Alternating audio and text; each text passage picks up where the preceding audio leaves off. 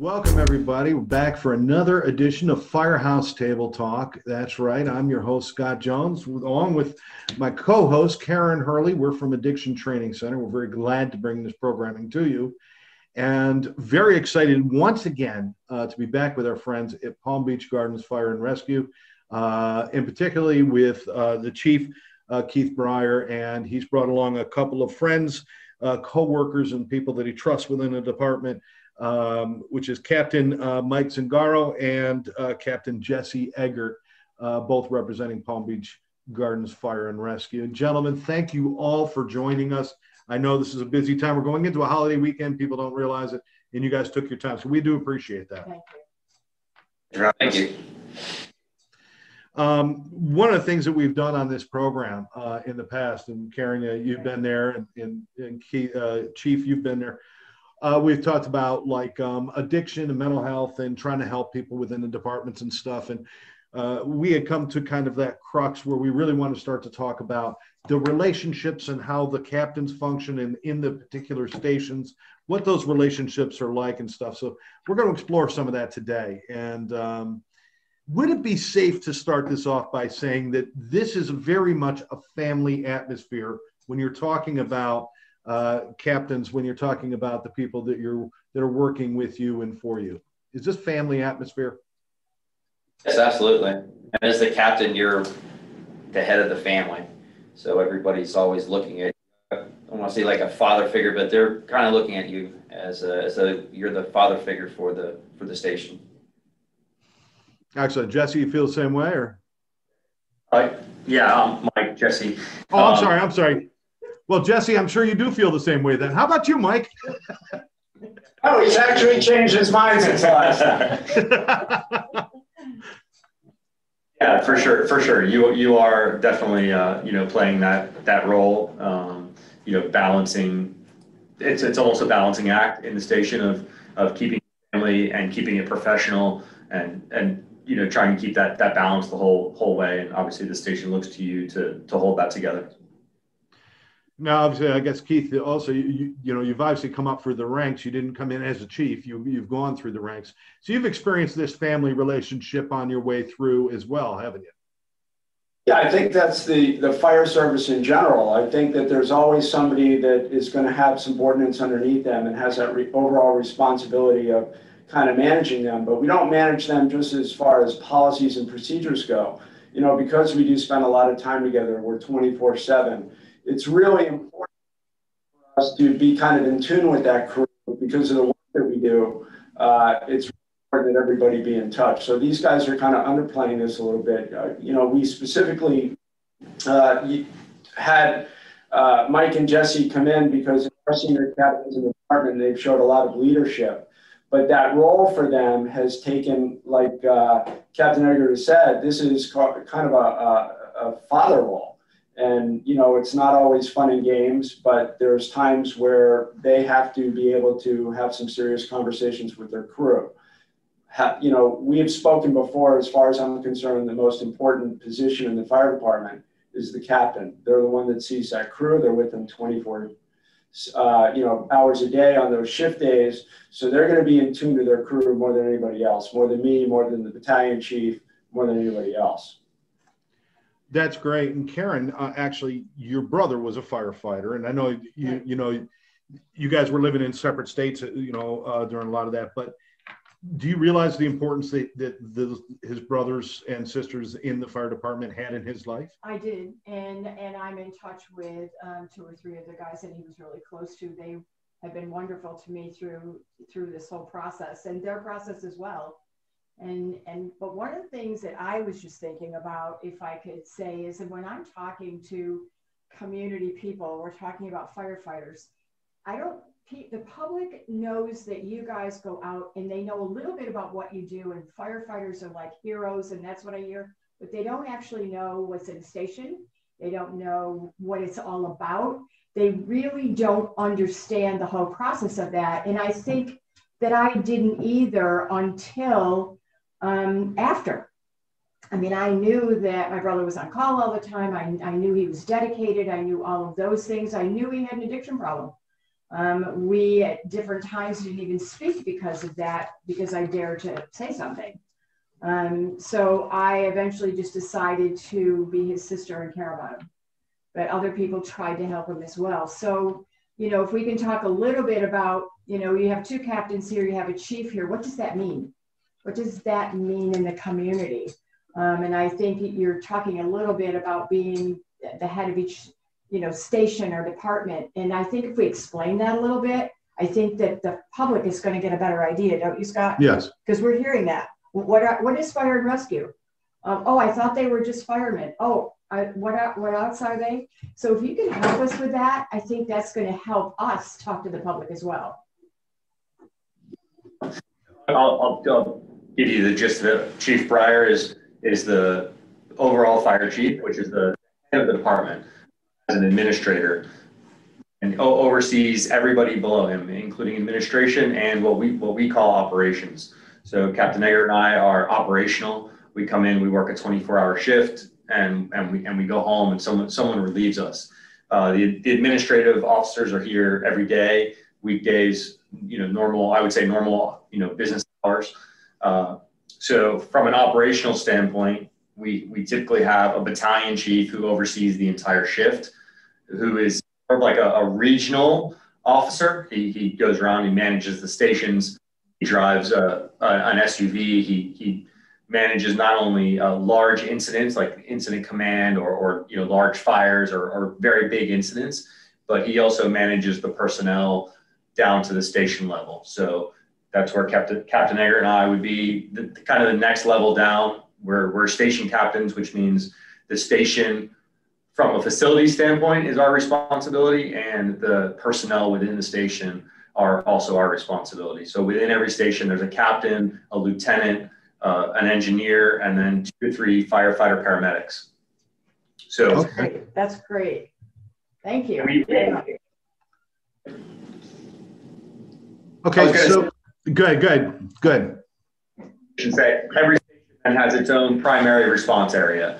Every station and every captain has their own area that they get very familiar with. They get to know that community. They get to know, you know, that clientele, if you want to put it that way. You know, so that captain really becomes an integral part of the community and the station. They learn their area, they learn their people, and go from there.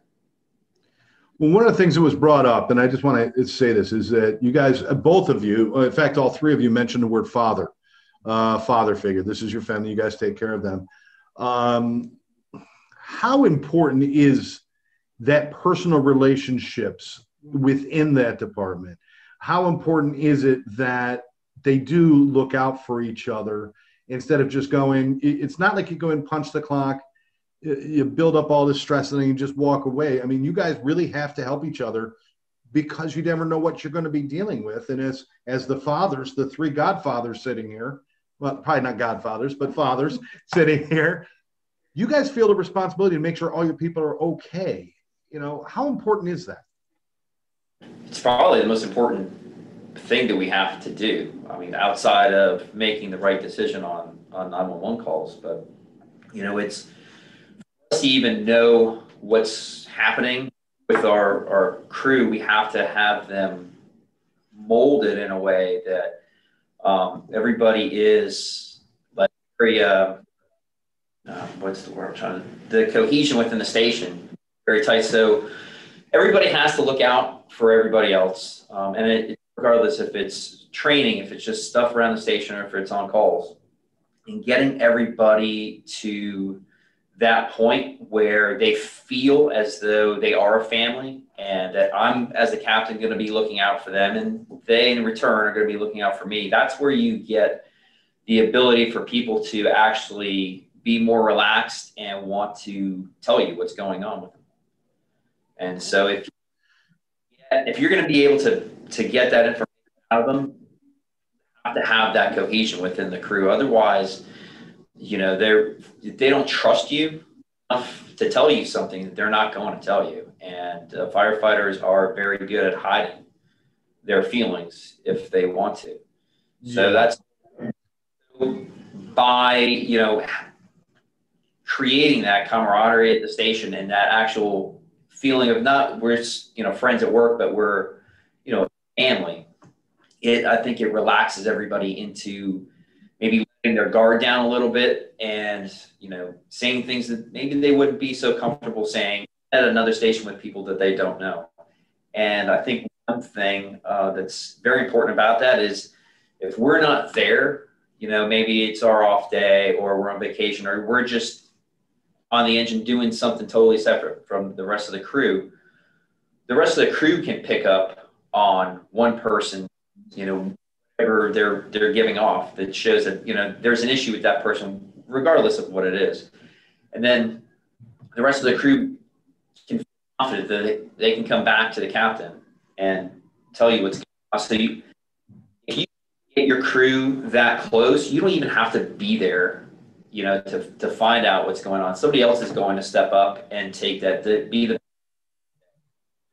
but by building that confidence with everybody and that trust level, it lets you, find out who needs help, and everybody else wants to help out the family. So it's not like, well, you're going to be on your own, or everybody's like, oh, listen, firefighter A is, not feeling good. It's bringing the whole crew down. What can we do to get them back, and what's the problem? And then we need to sit down as a group and assess this. But if you don't have that cohesion in the crew, you're never going to know.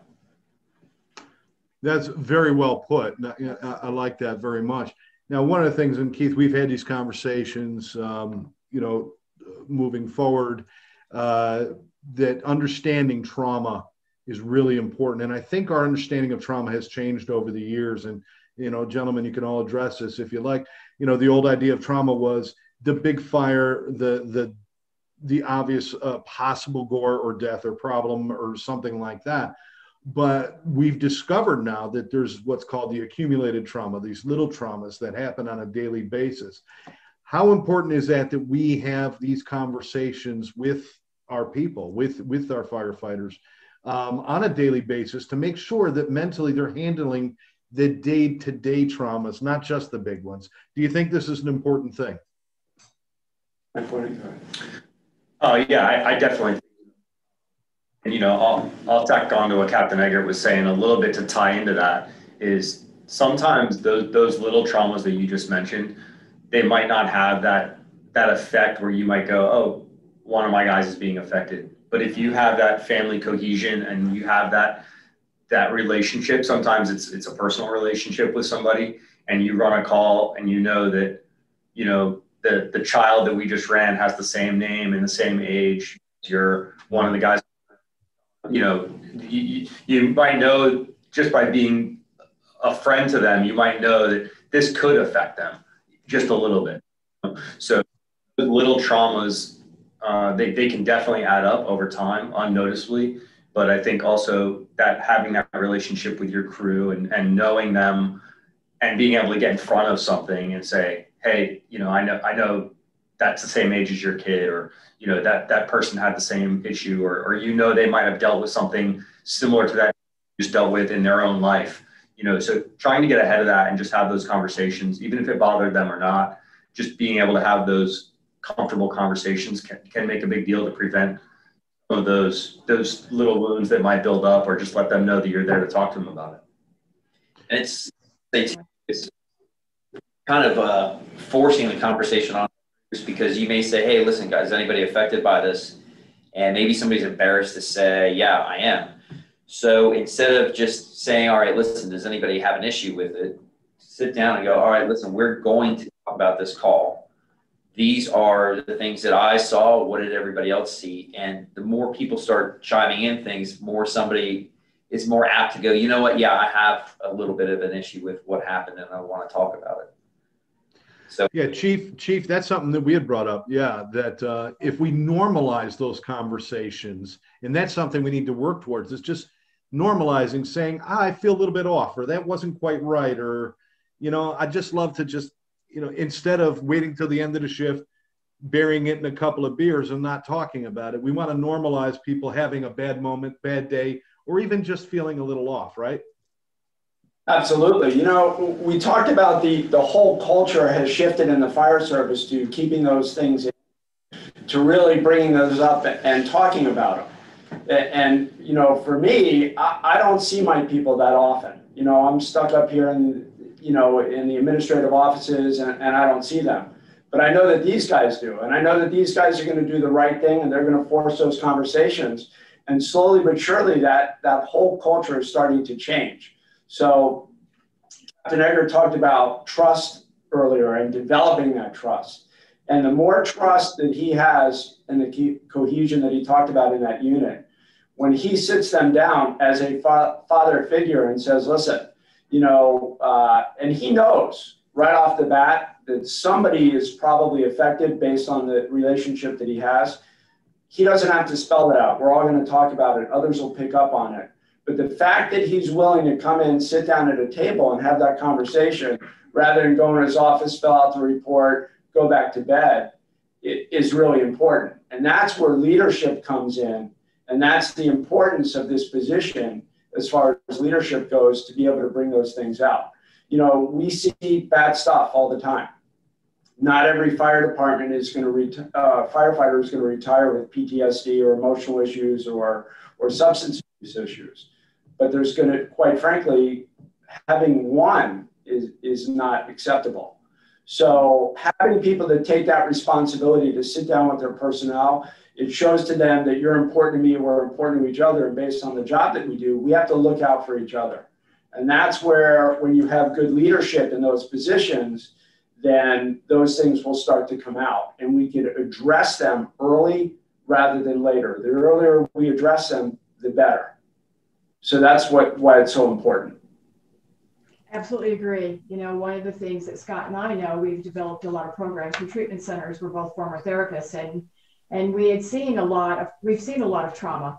We've seen a lot going on. And as I talk to more and more firefighters, we've, you know, trained quite a few at this point in our course. And we have talked more about teaching actually more about trauma and talking about how it's accumulative and what's happened. And you're right, not everybody has the same response, and everybody's not going to have an addiction problem. Everybody's not going to have this, but there's a percentage that are going to, like good Irish stock, like my brother and I came from, maybe. You know, there's always percentages of those people, but if we really understand that and talk, it's like, you know, many people grow up in families where you don't talk.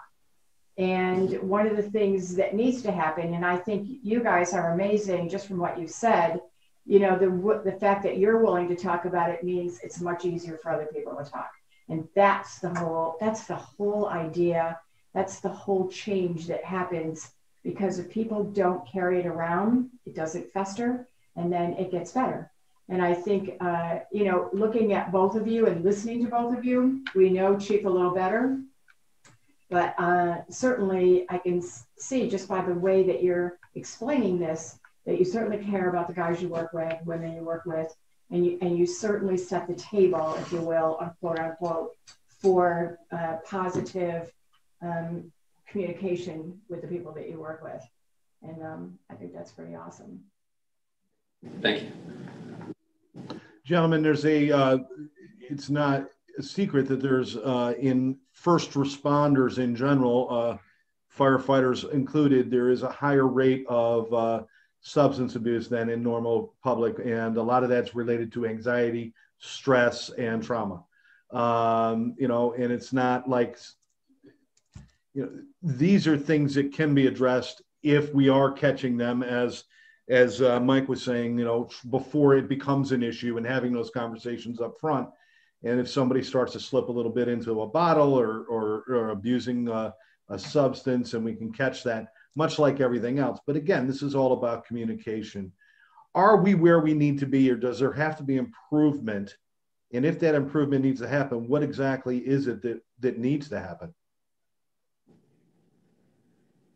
Sure, there's always room for improvement. What exactly it is needs to happen, I don't think I have the answer. I think what we're going to be dealing with now that we're getting younger people in, it's a whole different generation that's grown up, very different from the way that we have. They're used to, their norms are totally different from what we No, we were some of the, like when I started, it was kind of the like suck it up, buttercup, and move on with your day. We're getting some people in now that, oh, I got tossed a teddy bear when something bad happens. So trying to figure out where they are and what they turn to, I think is going to be a major challenge for us in the future. So I think what we have to do as fire officers is try to figure these people out and bring our current group closer to them and maybe them closer to us. So everybody's kind of in the middle. And I think that's going to be the huge challenge. Yeah, Mike. Yeah. I mean, everything he's saying is 100% right. Not only generational differences, cultural differences, that's all those things will definitely, those are just things that we have to deal with and grow and learn and try to handle within the station. That's, I'm sure that goes for us as officers too. The newer generation might be learning us, and we had a generation before us that was different than us. And just like I tell my daughter all the time, I've never been a father to a 14-year-old, so every now and then I might not do things exactly right. Just like learning to be a dad, sometimes you're definitely learning as a fire officer, and you gain experience just like you would in any other career. And the more experience you have, whether it's dealing with someone with addiction or you're dealing with a call, or every experience gives you how you're going to handle things a little different in your mind for that next time. And that's just like anything. No officer and no answer is necessarily 100% right, but you always fall back on your experiences, number one, education, number two, and you do the best you can, and you look to mentors. And I can definitely say officers bounce things off each other, because sometimes that Jesse might have had something that I've never had, and I would more than willingly be like, hey, this is something I'm dealing with and I'm having a hard time with it. Could you give me some help to handle this? So the brotherhood isn't only in the station. It's a full brotherhood, of what we do. I say brotherhood, sisterhood, all that, but we're all here for each other, not only in the station, but cross stations, cross departments. I think we all recognize the culture that is here, and we're all working to make it a better one. It's, the way you guys talked about it is very interesting, because I'm sitting here thinking that, we've got Chief is one generation that came through, and you guys are kind of, the generations aren't full generations. So it's not like Chief is 108 years old now. But if you are, you look great, my friend. I might not look it. Thank you for that. But he's one generation, and things were different than you gentlemen. Look like you probably came through around the same time. It was one of, and now the new kids coming in, and we're talking about, young kids with a different attitude, and different, not just the attitude, but the world is different. Electronic media and everything else. I mean, there was back in the day when you're in the station house, all you had was each other and maybe a TV with 3 channels and, the kitchen table. And now everybody's walking around with computers and the access to the whole world in their pocket. They don't have to talk to people around them. They're connected to everything. So it's a constantly changing environment. And in a stressful environment, I applaud you guys for doing your best to keep that together. And I know how hard that must be. And every day, my biggest issue was coaching a softball game, and the first time a girl pulled a phone out of her pocket while she was at bat. And that was, to me, that was distressing. Your situation's much different. You're trying to balance the new culture, much more diversity than ever before, and the new world where everything's at their fingertips. You're balancing that with the same crisis every day that you've always had to do. So I applaud you guys. I do too. Absolutely. And I think it's important that the public knows this, just the way you explained it. I mean, I have, even with what I know, I have a whole different view just from the way you explained it. So if I do, the public does. And I think that's so important, because all the support that can be given to all of you for what you do is so important, especially now as we're coming out. In the last year, I'm sure you guys have been stretched to the limit with COVID and all that's been happening. You're beyond stretched to the limit. And I think that people need to know that. They need to know that you were dedicated, you continued no matter what, and yet you're stretched to the limit. And total respect, guys, total. Thanks. Thank you. I'd like to ask you another question. We talked about the family, and we talked about the communication, and we talked about your responsibility as captains, and we appreciate what you do. Do you feel that your responsibility extends into the families of the people at your station? Because in a sense, they're kind of fighting the battle with you. They're just not in the station house, because they're the ones who are the support system. They're the ones who are going to keep people sane and mentally healthy at some point. So do you guys feel that they're part of the family as well? And do you guys kind of reach out with them as well? Yeah, for sure. I'll give you an example of some of the stuff we do. I hope you don't mind. I'll mention we have a nonprofit that we are a part of here in Palm Beach Gardens called Firefighters to the Rescue, which we've all done stuff with. I'm a part of. But I'll give you an example of something that you just brought up that we've done a few years back. We had a firefighter from another department in a really bad car accident, and he was paralyzed. And Firefighters to the Rescue, we teamed up with his department, another department outside of ours, to help get them some stuff that they had. But his family was really the most, obviously he was affected, but his family, they went from having this young, strapping, fully capable guy who was literally building their house, who was putting up fence. They had a new house, building a young family with a 6-month-old and a 2-year-old. And the wife went from a stay-at-home mom taking care of the 2 children. Now she had 2 children and a husband who was paralyzed. And we were trying to help them with the house, and we were trying to help them with a lot of things. And after developing a relationship with them, we learned that the wife needed a lot. She needed that care. She went from being able to, go to the grocery store and go do things and just have 5 minutes of her time to not even being able to take a shower because she had so much on her plate.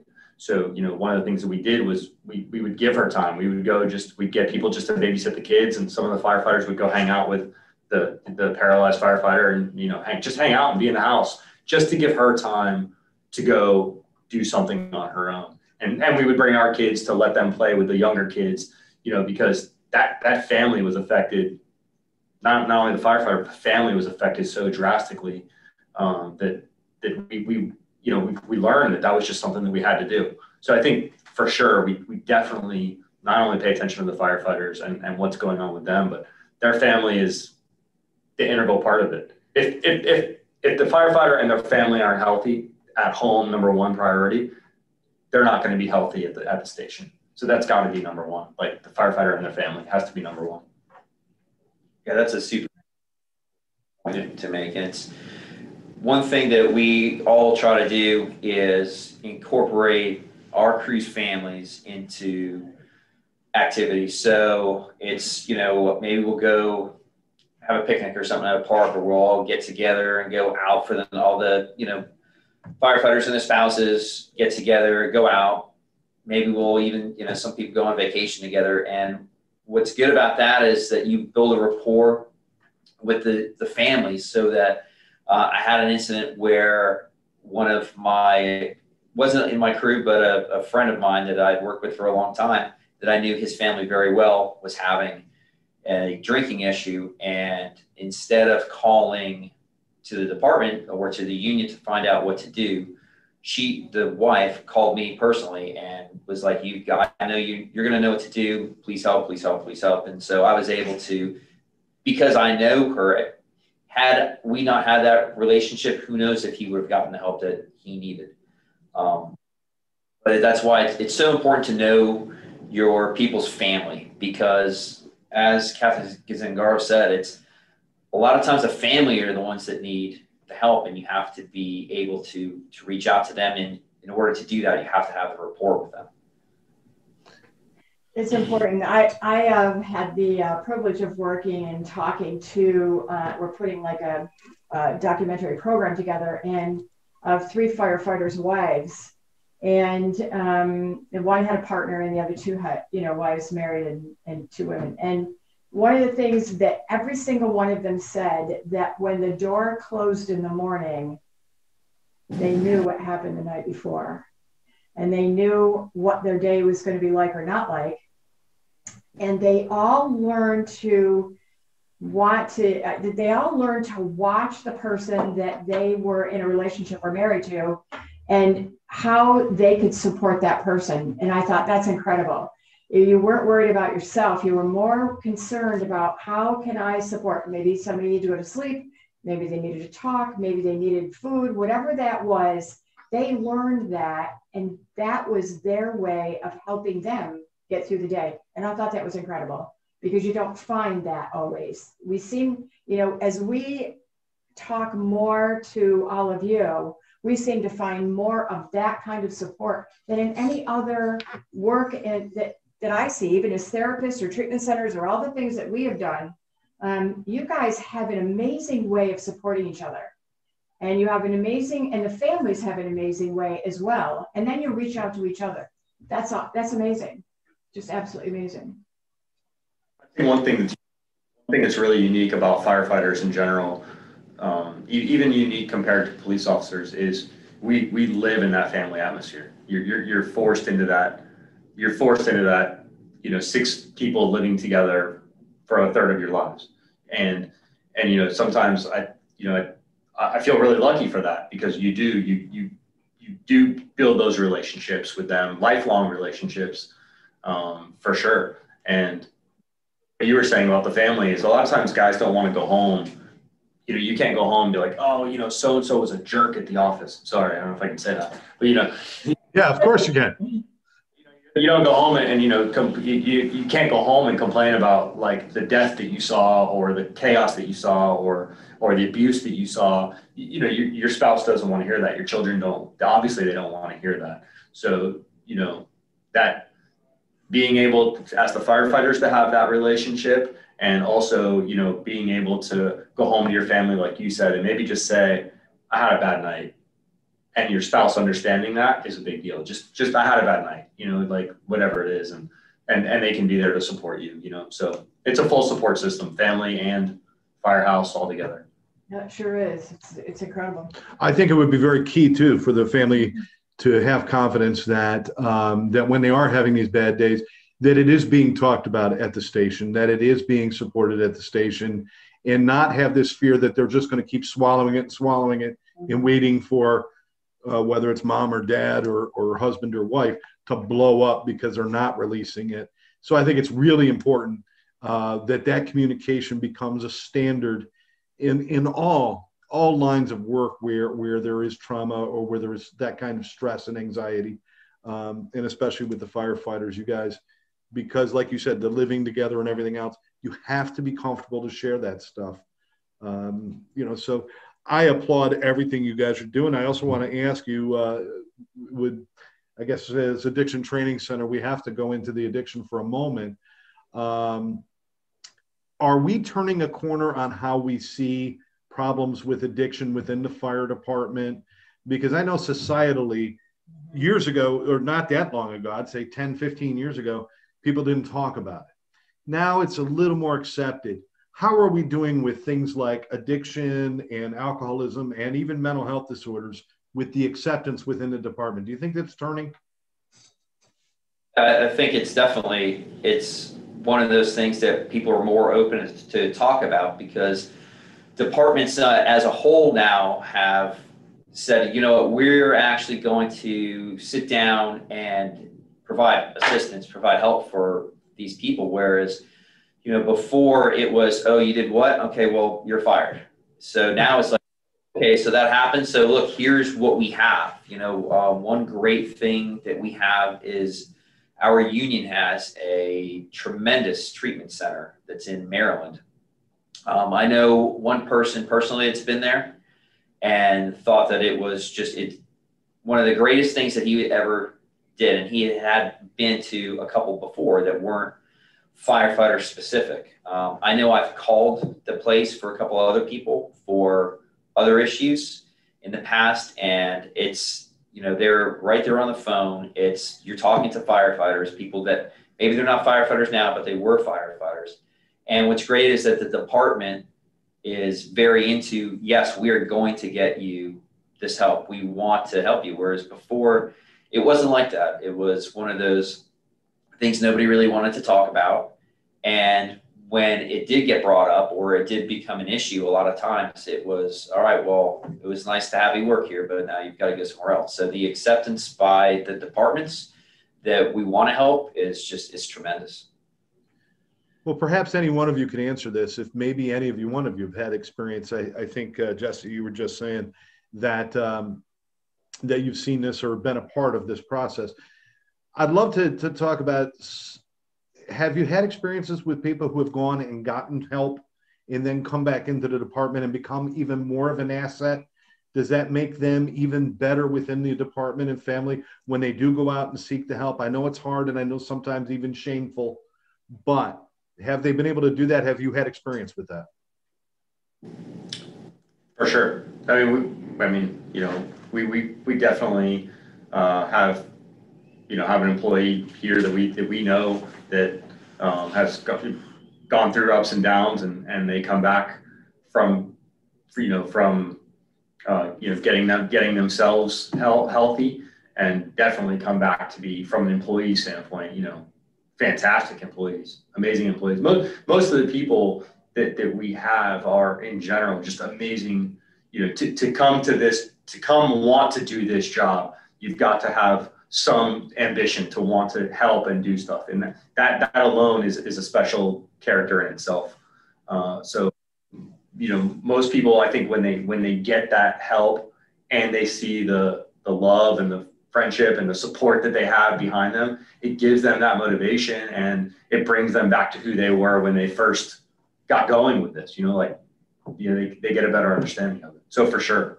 Yeah, absolutely. And a lot of times those people, once they come back, because they've been sharing their stories with complete strangers in the centers that they're at, it's a lot easier for them to come back and sit at the table and go, hey, so this is what happened to me. Here's my entire story. And don't let this happen to you. But if you feel that you're going down that path, hey, I'll set you up with what you need to, whether it's just, let's go out tomorrow morning and grab breakfast, or if it's, let me make a phone call to you to get the ball rolling on help that you need. Yeah. So that's a big part. That's a big part of the acceptance is hearing these stories and seeing people and say, hey, listen, if Bob can do it, or Joe could do it, or Mary could do it, then I guess it's okay if I can walk up and say, I've got a little issue, and get that help. And I think the more of that we see and the more open we are about it, the better it's going to be all around for everyone.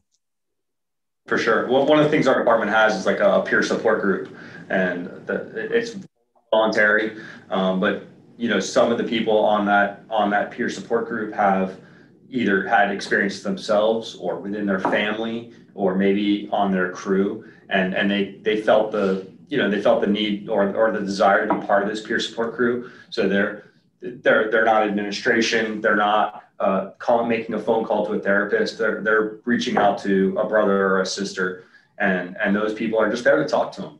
And if that means guidance to get them the help they need, then that's it. If it means just go and have a cup of coffee after shift, then that's what it is. There's no rules to it. It's just someone who may have some life or work experience with dealing with those things, and they're there to be a friend for them. So there's all outlets that are available for people, and whether it's peer support or professional support. But that peer support is a huge thing, because all of us have understood and seen the things that they're dealing with, or we have kids. If it's not work related, it might be outside related. A lot of people who are coming to work, it's not necessarily the trauma you have at work. It might be completely unrelated to work. It might be family. It might be who knows what. Might be something something else.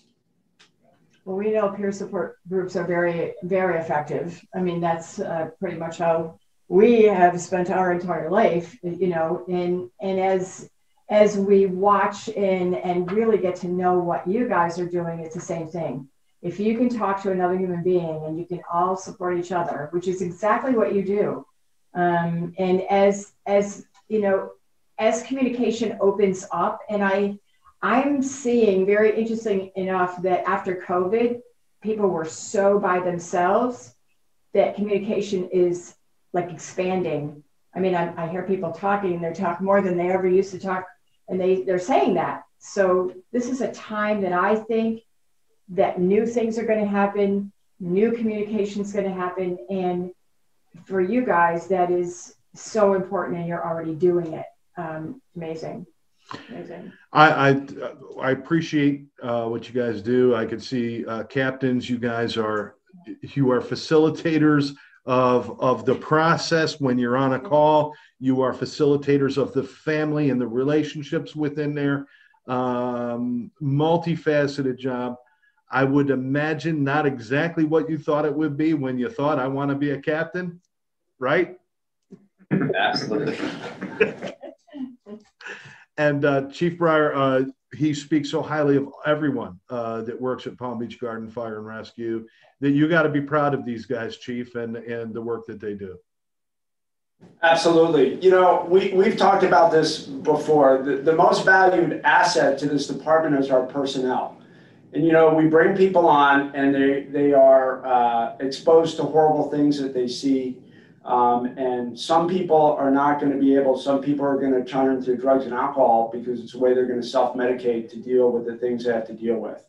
So if we took a hardline stance saying, listen, we know this job is tough, and we know that you're drinking, and we all know that anybody that has a substance abuse problem is going to have family problems as well. It just kind of magnifies itself. So for us to come to them and say, listen, we understand all that, and yes, this is a tough job, and unfortunately you decided to deal with your problems with drugs and alcohol. Tough luck, and you're out. Doesn't say a lot about this organization, the fire service in general, who has done an amazing job trying to make sure that our personnel are safe. But by saying, listen, we understand and we get it, and we're going to get you the help that you need. The great thing, what you've kind of heard here today is, I don't hear most of this. I only hear the extreme cases. A lot of the things get taken care of at this level, which is the way it should be. Not everybody is happy coming up to administration admitting that they have a problem. Regardless, myself and my staff will bend over backwards for anybody, but there's still that little bit of a stigma about coming up to administration and having it. So when these things can be corrected, talked about at that level, and never make it up here, that's where this works way better than anything else. And we talked about earlier, Scott, you mentioned, are we really doing a good job in the fire service? And we've made great strides, and we have a ways to go. But part of that is bringing the education, like the education that you guys do at ATC, to the captains, to give them the tools to be able to go through and discuss and be able to have those conversations with their crews, the intervention class, the other classes that you think. As an administrator, that's what I can do. I can make sure, my job is simple. I have to make sure they have the training tools, equipment that they need, and apparatus to do their job, and then just let good people do their job. So if I can bring that education in to them at that level so that they can go out, that's where we're going to see the improvements for this over the next several years. But as Captain Egert said, the IFF has the Center for Excellence that does in Maryland that does amazing work. And it doesn't matter where you are, who you are, you're a firefighter and you need help, and they're there. So we're fortunate that we're starting to see that trend change. And more importantly, it seems like the treatment has gotten way better. So not only have we done a better job getting them to you guys, but it seems like you guys have done a much better job at being able to treat and understand it. These guys will tell you, and I've heard horror stories from our guys going to EAP that are having an issue. They get with somebody that doesn't understand exactly what we do, and that therapist is more fascinated with what they do for a job. They spend an hour talking about their job, And our personnel leave there and go, well, that's great. It was a 1 hour informative thing about what I do. I don't feel any better. So out to people that understand our culture is going to be the key to also moving that around. And that's where we have you guys, and we've gotten people through our EAP and our peer support that actually understand what we do and understand us specifically. You know, we're not special, but we are different. And having somebody understand that is going to be key to making sure that they get the help that they need.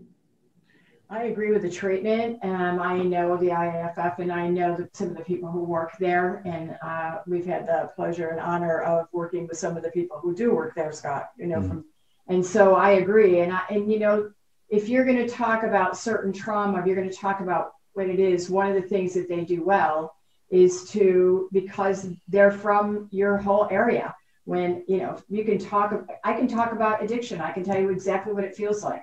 I can tell you what my guts felt like. I can tell you what a sibling feels like, but I didn't walk in your shoes ever.